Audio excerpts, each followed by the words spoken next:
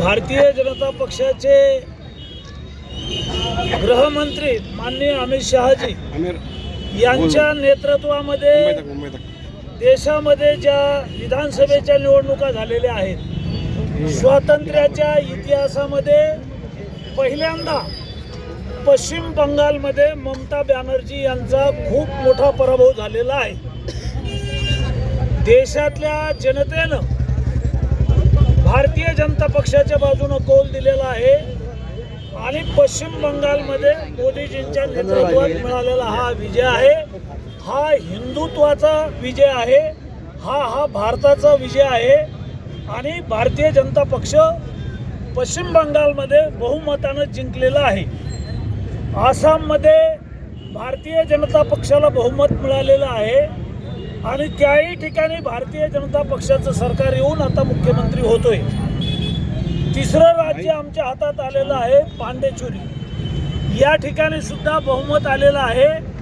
3 राज्यात भारतीय जनता पक्षाची सत्ता आलेली आहे आणि आम्ही हे 3 राज्य जिंकले आहेत. मोदीजींच्या नेतृत्वात हे 3 राज्य जिंकलेले आहेत आणि त्यामुळं भारतीय जनता पक्षाच्या कार्यकर्त्यांचा उत्साह वाढलेला आहे.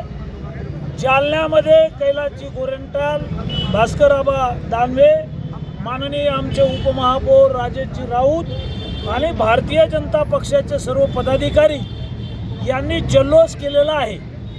या ठिकाणी आनंद उत्सव साजरा केलेला आहे आणि देशभरामध्ये पुन्हा एकदा सिद्ध झाला आहे की नरेंद्र मोदीजी या देशाचे प्रधानमंत्री आहेत आणि या देशाला महासत्ता करण्यासाठी या देशामध्ये मोदीजींच्या नेतृत्वाची गरज आहे.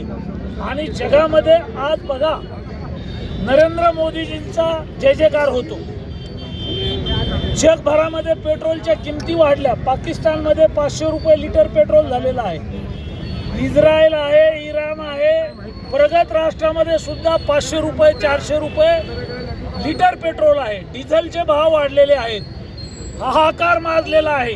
मात्र मोदीजींच्या नेतृत्वात भारतामध्ये पेट्रोलचे भाव कायम आहेत, वाढलेले नाही आहेत. डिझेलचे भाव वाढलेले नाही आहेत. कुठलीही महागाई वाढलेली नाही आहे. या देशात अटलजी पंतप्रधान झाले त्यावेळी या देशात अणुबॉम्ब बनवले, अणुचाचण्या घेतल्या. अब्दुल कलामजी शास्त्रज्ञ होते. भारतरत्न म्हणून त्यांचा पुरस्कार झाला, त्यांना ते भारतरत्न पुरस्कार दिला.